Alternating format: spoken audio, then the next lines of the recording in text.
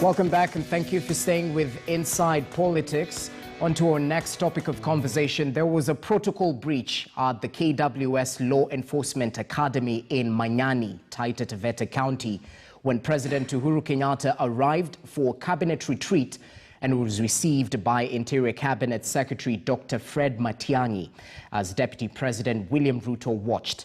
The president is always received by his deputy whenever they're attending the same function.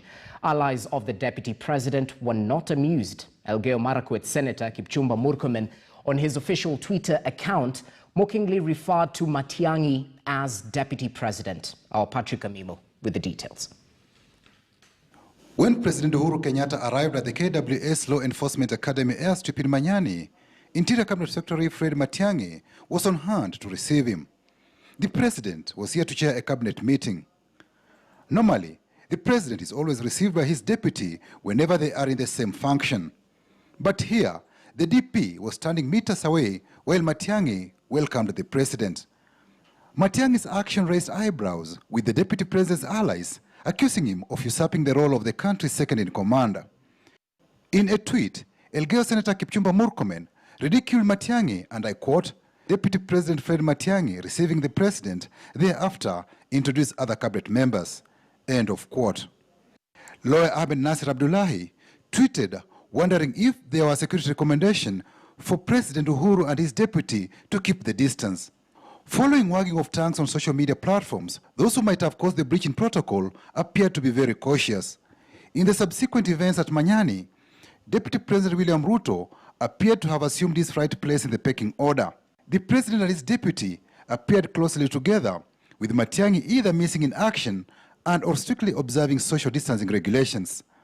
On January 23, 2019, President Uhuru Kenyatta signed Executive Order No. 1 that made Matiangí a super minister. Matiangí was given powers to chair and coordinate government development programs and projects. Political pundits said this was meant to trim William Ruto, who was allegedly using his position to campaign for 2022 polls while launching or inspecting government projects. A brief dispatch from the Executive Office of the President said the extraordinary session of the cabinet, chaired by President Uhuru Kenyatta at Manyani, received a report on the state of national security, nationhood and territorial integrity. The report is said to cover a wide range of issues, including national cyber projects, Huduma Number Initiative, and the National Security Industrialization Project, among other areas of security concern. Patrick Amimo with that report. Well, it's all about the pecking order. And let me bring in Roslyn Obala just to clarify, because, I mean, just the other day, we saw President Uhuru Kenyatta doing the prayer service. He's the only one who spoke at State House, Nairobi. The deputy president didn't speak. Can we put this in the same group? Was that also a breach of protocol in your words? Thanks, Jesse. I don't think that was a breach in protocol because remember, this was a national prayer service. And I think it was the day for the religious leaders. And being that the host was the head of state, I think it was just in order that he was the one to address the congregation and not the deputy president.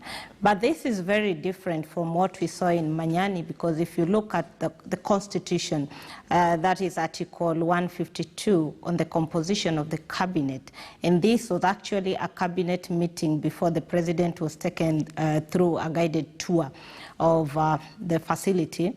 It talks about the president, the deputy president, the attorney general, and not at least 22 cabinet secretaries. So in the past, we've seen where the president is, he's actually ushered in by his deputy.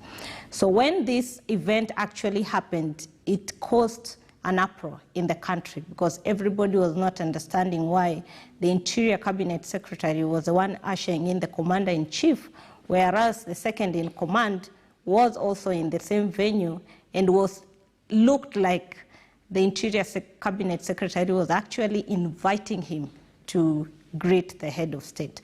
So I think for me, just like my colleague Amima has indicated, it was a hitch. Maybe it was an oversight or it was intended, but because as journalists, you always read beyond what you're told. Quite so. Kipchumba Karori, what's your take on what happened in Manyani? Because talk has been rife of the DP being an outsider inside the government. Does this go further ahead to cement that particular narrative? What do you make out of this? Yes, see, you know, in politics, hitches don't occur; they are planned. We cannot foresee a situation where a hitch happens, and that functions at a national level like a cabinet meeting. It is very difficult to say that there was that hitch happened in accident. But be it as it may, it is a trivial matter in terms of looking at the bigger things that are happening in the republic. But what we must ask ourselves is this: why will Dr. Fred Matiangí allow himself or allow to be set up for failure? That direction he's taking is a direction that we know the results. We know how it ended for the people who did that who did to Moi in the Kenyatta government. We know how it happened. Yes.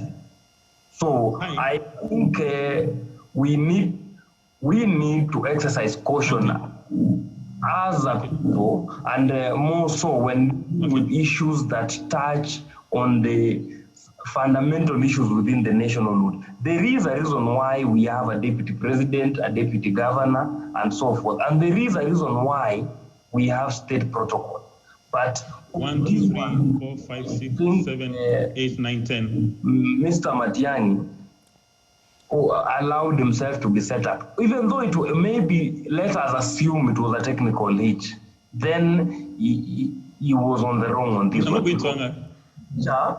That you paint outside there, you paint a picture of a despotic country, a country that do not follow basic things. How will you want, even for example, Jesse, investors to come to this country, a country that does not respect its own established offices? How will they honor a court order when a multinational goes to court? So it says a lot of things about the issues of rule of law, the issues of governance and civility, and furthermore, the issues of how cordial relationship within government.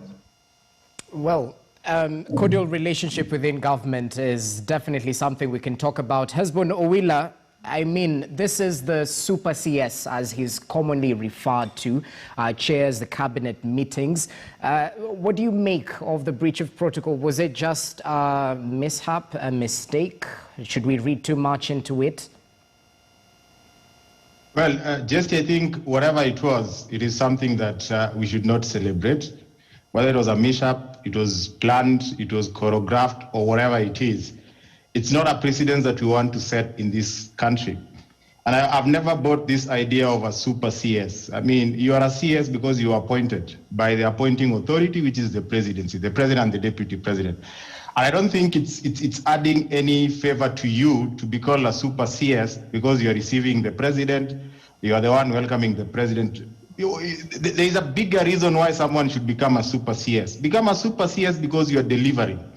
Become a super CS because the ministry that you are charged with running is addressing fundamental issues that make the lives of Kenyans better. We are reading too much into all this, and I think it's unfortunate that the conversations that took place in Manyani are being overtaken by events that are so trivial, just like Kipchumba puts it. Whoever welcomes the deputy, the president, is a non-issue. The issue is, what is the conversation? Why, as a country, did we find ourselves in a situation where the functions of the deputy president, the protocol, the state protocols, are becoming much more of an issue than the issues that affect the common mwananchi? Who are the people responsible? How have they behaved? And can we confront those issues and not the protocol? Can we confront why the deputy president finds himself in this kind of space? And to what extent is it his responsibility? And is there anything that he ought to be doing? And then number two, can we address the issue of a cabinet secretary doing whatever he is meant to do and the respect that certain offices deserve, so that we don't have this conglomeration of issues and we want to attack these issues from all manner of angles? No, we just need to isolate and ask ourselves, when the president is busy addressing issues of the nation, what are the other people doing? And to what extent do we need to be constructive in speaking to power and just, articulating issues that bring us into some of these very tricky spaces. And I think from where I sit, it's about time, we stopped focusing on who is who in the pecking order. The whole idea of the presidency is non-existent as we know it today. In the first term of the Jubilee government, we had it. Right now, we have President Uhuru Kenyatta, the Deputy President William Ruto, and all the other cabinet secretaries. So we need to run away from the issue of whether they need to operate in a certain way and start asking ourselves, to what extent are we delivering for Kenyans? As a country, how is the government functioning to address the issues that are affecting the common mwananchi? If those issues are addressed, if we are seeing the big four, for instance, like we are seeing, taking off, we need to ask ourselves, who are the people contributing? And what spaces do we need to give these people? Because you cannot start saying that if we are having a conversation that is bringing Kenyans together along a developmental agenda, then we can start talking of who is in the pecking order if they are not part of that agenda. I think that is a conversation that Kenyans are afraid of confronting, and we are hiding behind social media and issues of protocol. No one should celebrate breach of any state protocol, but people should condemn leaders who go all over the places talking about things that are either not in line with the government agenda, and this happens to be the government that they're serving, or are not articulating the issues of Kenyans. And I think in this forum, I've always talked of there are people who need to decide whether they want to eat their cake or have it. We cannot have a situation where you want to eat your cake and at the same time you want to have it. Well, we'll definitely converse more about that. Let's just bring in Dismas Mukua, who's joining us by way of phone this time round. Dismas, I'm curious to hear your thoughts on what was seen in Manyani. Are we reading too much into it? Should we look at the bigger picture? What's your take on this? Well, there are several ways to look at these issues. The first one is that the last couple of days, there have been many functions where people were expecting the deputy president to come, and the table was set for him, but he did not show up. And, that left State House protocol in a very embarrassing position. So it's very easy for somebody to argue that you don't know whether or not the deputy president is going to show up, so are you going to prepare the table for him? But be that as it may, this is a clever strategy of the deputy president to start distancing himself from because for a fact,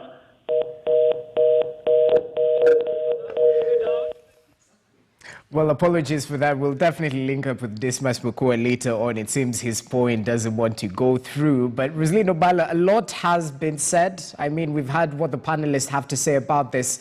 Even as we come back to you, I mean, as a press, we definitely have to take a hint and look at the bigger picture. But, I mean, what do you make of this? Just to pick on what my colleagues are talking about, I think we here as journalists, our work is to inform the public. And even if we read too much, it's because of what is there for us to see. Now, if you look at the Constitution, and I think that is what is the guiding principle, the document that is guiding this country, there are protocols. And there is no way that you can run without protocols. Where there is no law, there is anarchy. And we cannot say that because one side is reading from a different script, we throw away the Constitution, we throw away the rule of law, and now we have a jungle law. It cannot work. Now, in this case, if you look at what the journalists have been reporting, and this is not the first time, we have even done stories when the head of state is leaving the country and the deputy president is not at the airport to see him off, or the deputy president is not at the airport to welcoming him. And all this, the reporters have been reporting because it is a protocol. It is a requirement that when the head of state is not there, the deputy president is supposed to take charge. And you remember even in the first term of the president, the time he was going to the ICC. For the first time, we had the deputy president serving as a sitting president when he was out of the country. And the constitution is very clear. If the president is not there, the deputy president takes charge. If the deputy president is not there, then the Speaker of the National Assembly takes charge. So when we look at this and we talk about the cabinet, the super CS, then even in terms of hierarchy and the pecking order, the super CS does not even feature at top 5. Because if it is not the National Assembly Speaker, then we have the National Assembly Majority Leader. So that is a pecking order in terms of the leadership. And even in terms of the 3 arms of government, he doesn't appear. And just like what Owila said, he is an appointee of the president and the deputy president. So if we look at the pecking order, then that is how it's supposed to be. Now, we've been talking about the super CS being the chair of the cabinet committee. If you look at that ministry, it talks about the interior and national coordination. What is national coordination? National coordination is coordinating all other arms, all other ministries, parastatals, entities. So I think people are reading too much into Matiangí chairing the Tuesday cabinet meetings. Because if you look at it, it is the cabinet meeting on implementation of government programs and projects. It does not say it is he's chairing the cabinet on behalf of the president, like taking over the government. And I think that is where we've been losing this, even as journalists, when we file our stories. I think we need to be able to tell Kenyans that this is just continuation of government projects. And I think that is why even now, the President Delivery Unit is still under the Ministry of Interior. Okay. Many thanks, Rosaline. Even as we talk about the breach of protocol, a lot happened, not just in Manyani. Later on, the president met up with the parliamentary leadership, and we saw a lot of talk in terms of the drum rolls into the Big Four agenda, and also taking a look at the president's, his work rate and all. And Kipchumba Karuri, let me bring you into this, even as perhaps you add your voice into what has just been said. Talk to us about the manifestation of the Big Four agenda, because as much as we're talking about protocol, we definitely have to talk about the main agenda. What exactly do you think about the rolling off of the BBI as well, even as he met the parliamentary leadership this particular weekend? Jesse, I think to take you back a little bit to the issue on Manyani, there is something that we failed to do as the journalists who are in Manyani failed to do. When the president talked about Kenyans manufacturing guns and drones, we failed to ask the president, are we manufacturing guns or assembling guns? Are we manufacturing drones or assembling drones? Because what I could hear, journalists were just being given a musomo, and there was no questioning of some of these things. The country can only know some of these things through the media. Another question I had expected somebody to ask the head of state there was the question of, now that he says we are manufacturing guns, are we still buying guns, or are we still having a voter within the Ministry of Defense and Interior of acquiring guns from outside? 2, what is the kind of the guns? Are we assembling, or are we just manufacturing real-time guns? So that we have a discussion that is centered in making Kenya a manufacturing country. The other question a journalist ought to have asked is the issue of what is the correlation between Huduma number, drones, and guns? Those are some of the things. While watching the head of state talk, I had an issue in trying to understand them. And on the issue of Big Four, Jesse, and the BBI, I think Big Four was a program, or is still a program, that can turn around the fortunes of this country, both economically and in terms of youth and employment. But the problem is, when we gave priority to BBI more than Big Four, we lost it. And we know this as a matter of fact. Kenyans like politicking. If you are to give them a djembe and a space to go and discuss politics, they will go with the one for discussing politics that way. But what we need to do, although President Uhuru Kenyatta is coming late in the day to resuscitate BBI, I think there is something that can be done in his remaining 18 months before he hangs his boots. But what also I needed to say about the issue of BBI, I think there are people within the president and Raila Odinga who are actively sabotaging BBI. When you listen to the things that were said yesterday in Trans Nzoia by Babu Owino, Edwin Sifuna and the caliphate around there, you get a feeling that maybe there is somebody who wants to kill BBI from within. Because if you are talking about national inclusivity, if you are talking about a national agenda, a national conversation, why should you go to a certain part of this country and turn BBI to be about an individual? I thought when these people went around the country, they were collecting ideas of making Kenya better. They were not collecting ideas of making William Ruto on the other side and them on the other side. We must, as a country, avoid conversations that puts us against them. If BBI is to succeed, Jesse, it must succeed on the issues that Kenyans will raise. It must be a BBI that belongs to Kenyans and not the one that is being taken to Kenyans. Look, for example, at what Kibicho said in some county. Was it in Tharaka Nithi or in Embu? He said things that make people cautious about BBI. How did we kill the referendum 205? When it was owned by State House, the machinations were that the State House is bringing you a Katiba. I think we need to have an honest discussion about the BBI and how people are handling it. It is not so much about the contents of the BBI. It is so much about the people who are doing the branding for BBI. Because if you brand it to be targeting an individual, and every politician in this country has political capital, if you make it about a William Ruto affair, we lose sometimes the very good proposals in that amendment. And as a matter of finality, if today you create a caricature position to satisfy the ego of Matiangí by calling him a super CS, he goes ahead and publicly disrespects the deputy president in front of the president.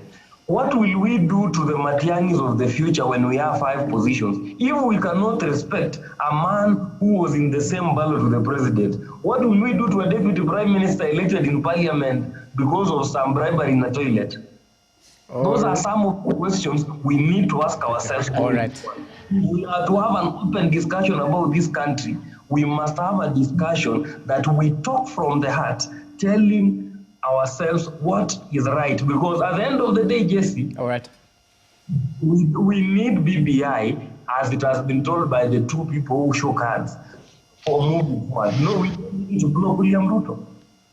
Okay, well, it's definitely quite a conversation, especially with the onslaught of the BBI, and we expect a lot to roll out in the next coming days or so. We'll definitely continue this conversation. Let's take a short break right now. When we come back, we continue with Inside Politics. This time round, we focus on the Independent Electoral and Boundaries Commission, IEBC.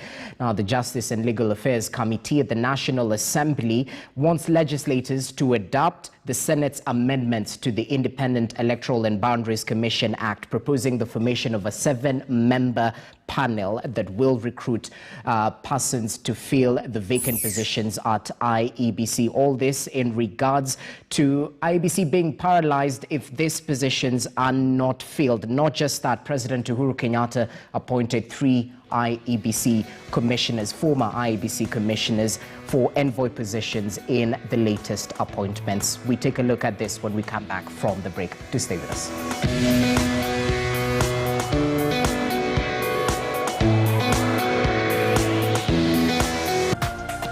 This is KTN News.